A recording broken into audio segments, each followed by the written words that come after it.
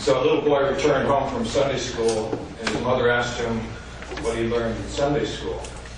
He said, well, the teacher talked about a man who was in a ditch, and two ministers walked past him because he'd already been robbed.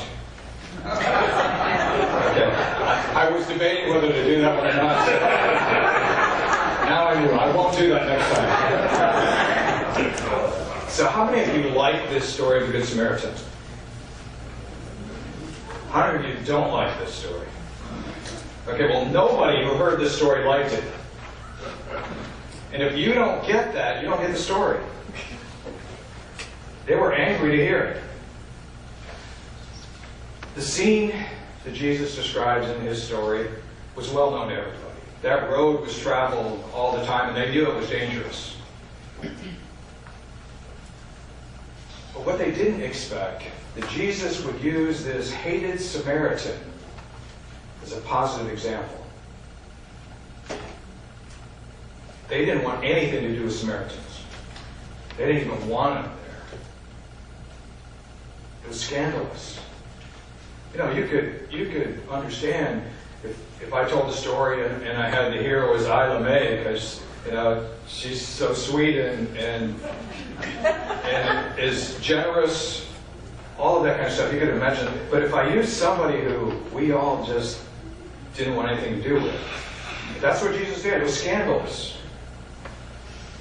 Now, in order to fully understand this, you need to understand something about one of the words that's used. So the word that's used for mercy or pity, you had pity on the man or you had mercy on the man, that word is never used of human beings in the Scriptures, except for 3 times. In this parable and 2 other parables Jesus tells. It's always used in relationship to Jesus or God's divine action. And so you can see, not only is this despised Samaritan the hero of the story, he's lifted up with that kind of great love that's only spoken about for Jesus and God. This was a hard one for them to hear.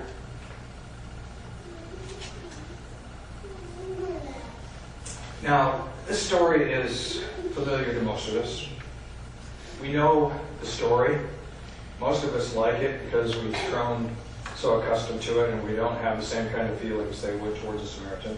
And we know what the idea of being a good Samaritan is, right? We all kind of strive to do that. But the story and the concept have come to mean be nice, be helpful, right? Be good. Somebody needs you, go ahead and help them. It has all the power of use your manners, dear, which has nothing to do with what Jesus is saying.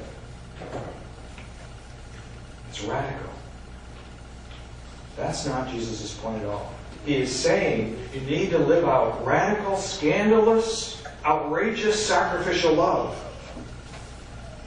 When was the last time you did that? When was the last time I did that? We in the church, Christians, want to keep everything nice and polite, right? We don't want to offend anybody. We don't want conflict, and we go out of our way to avoid those things. But Jesus draws them right into the middle of it. In a previous church, there was a grumpy old man. And at one point he did something, I don't remember what it was, but it was pretty typical of his old grumpy self.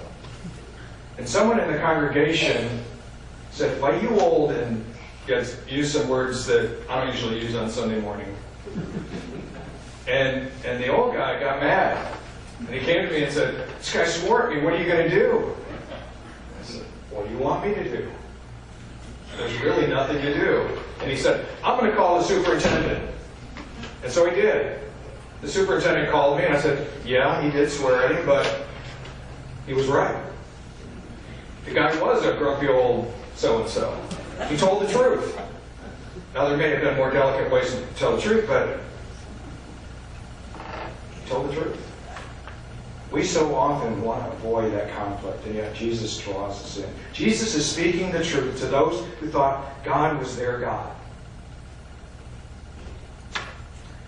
And they were clear about who God excludes.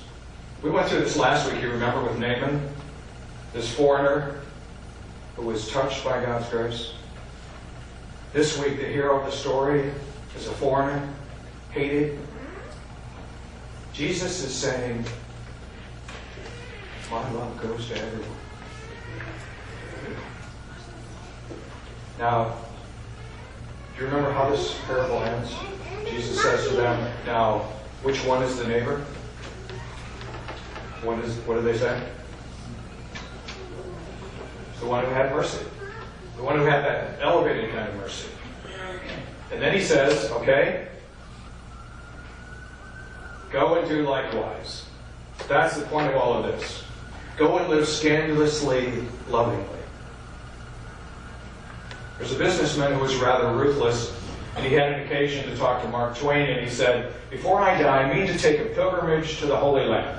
I'll climb Mount Sinai, and I'll read the Ten Commandments from the top. Twain said, I have a better idea. Why don't you stay in Boston and try and keep the commandments? Right? It's funny until we realize that's also about us. That's what Jesus is saying. That's why nobody likes it. The problem of offering the kind of love Jesus is suggesting is that there are lots of good reasons for not doing it. The religious leaders, the good folks, had reasons why they didn't stop. At a seminary, a professor was going to be giving a test the next day on the Good Samaritan, and he spent a good deal of time with the students about that. And so he got early to the classroom, and he posted a note that said, the class is moved for today. And he listed where it was. It was on the other side of campus. And he said, you have an hour from now to complete the test. And so, that kind of panicked. And so they went as fast as they could to the other side of the campus. But the professor had arranged with someone to look like he was a drunk and laying on the side of the sidewalk and asking for help. And you know how many of those seminary students stopped? Not a one. Not a one. That's the test that Jesus is giving here today. Not did they know the right answer. We all know the right answer. But did they do the right thing? Did they do the right thing? Go and do likewise. Now, you may not know this, but often it doesn't get any better once one graduates from seminary and gets ordained. The struggles remain. Reverend Robert Berenger told how it was a late afternoon. He was a busy pastor. So he said, I was hurrying home for dinner. Suddenly, as I rounded the bend, I saw two elderly women changing a flat tire. Instinctively, I took my foot off the gas, he said, and slowed down. I knew I should stop and help them. After all, that's the Christian thing to do. But right at that moment, he said, I met the Levite in my own soul. To myself, I said, you're already late for dinner. Your wife has bell choir at 7. You've got an appointment and meeting yourself. Surely someone with more time will come along. You ever said that? Ever not said that? Yeah. Do you have a Levite hiding in your soul? We all do. We all do. There's lots of good reasons why we shouldn't get involved. Reverend Gordon MacDonald had a good reason of his own. He'd flown into Minneapolis and caught a cab heading toward the convention center where he was to give a speech to a group of Christians. The cab stopped at a red light, and a homeless man trying to cross the street tripped and fell and landed on his chin. He said, there was blood all over the place, and I got out of the cab and I looked over the top of the door at a man less than 6 feet away. Then I started thinking, I've got this brand new suit on. It'll get messed up. I have to give a speech in 15 minutes. They'll be waiting for me. I'm in a strange city. I don't know where to get help. I don't have a medical training. I could get sued. All good reasons. He said, before I came to my better senses, other people came to the man's aid, picked him up, and carried him across the street. And I went on to make my speech about sensitivity and caring for the needs of other human beings. He said, I thought when I finished, how hypocritical can you be? That may be a little rough. Maybe it's how reasonable can you be? There are lots of good reasons for not doing it. How reasonable. There are so many reasons we can latch onto. Or maybe it's how safe can you be? I'll help as long as I'm not in any kind of danger. Jesus didn't list any of those things. There are lots of reasons not to help. Lots of reasons. Love, the kind of love that Jesus is talking about, is not a call to be sweet and kind and helpful. It is a call to radical action. It's not about being nice. It's about being a disciple of Jesus. There's a cost to that. The kind of love Jesus is talking about is surprising. Judith Brain said, "My son is a jazz musician. My husband and I went to hear his band one night at a club in Roxbury. It was a warm, interracial, friendly spot. The table next to ours, there was a big, friendly African-American man attending to a tiny, twisted human being on a wheeled cart. A paralyzed man with a puppet's body, a large, misshapen head, lay on the cart, sipping his beer through a straw and watching the musicians attentively. He seemed alert, but only his eyes moved, so it was hard to tell how much he really took in. His friend, however, captured our attention. He seemed alive with every nuance from this poor, deformed man. He leaned close to hear him speak in this noisy club in a manner that proclaimed love. I thought, how wonderful was this scene. The club that embraced this broken person. I felt part of that embrace too. I was reaching out in some way with a friendly smile. I accept you, I was saying. The room was smoky. My contact lenses gave me trouble, so I popped them out and sloshed them in my water glass, put them back in. In a few minutes, the tall man came over to our table and gave me a bottle of eye drops. "Here, you need this," he said. "Thanks," she gushed. "You noticed." I said, "No, my friend did." He pointed to the little crooked man who had a great big smile on his face. "He took pity on me," she said.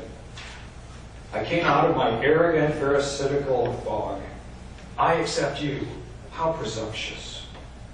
I thought I was whole, and he was not. I thought I was the giver, and he was the alien, the last person in the world who could help me."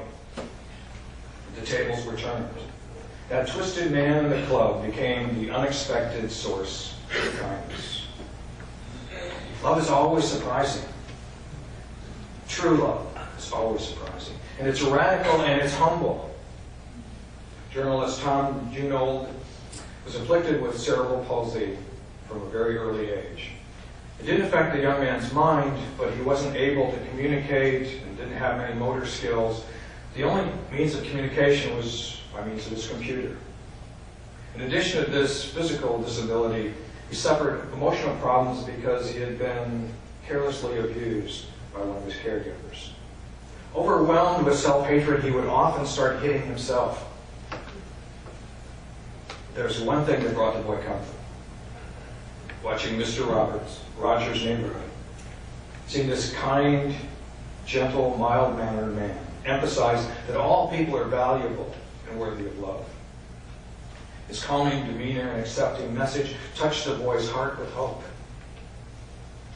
One day, a foundation set up a meeting between the boy and his hero, Mr. Rogers. Upon meeting Mr. Rogers, he was so nervous he began hitting himself uncontrollably, and his mother had to take him to another room to calm down. When they came back in, Mr. Rogers continued discussion like nothing ever happened.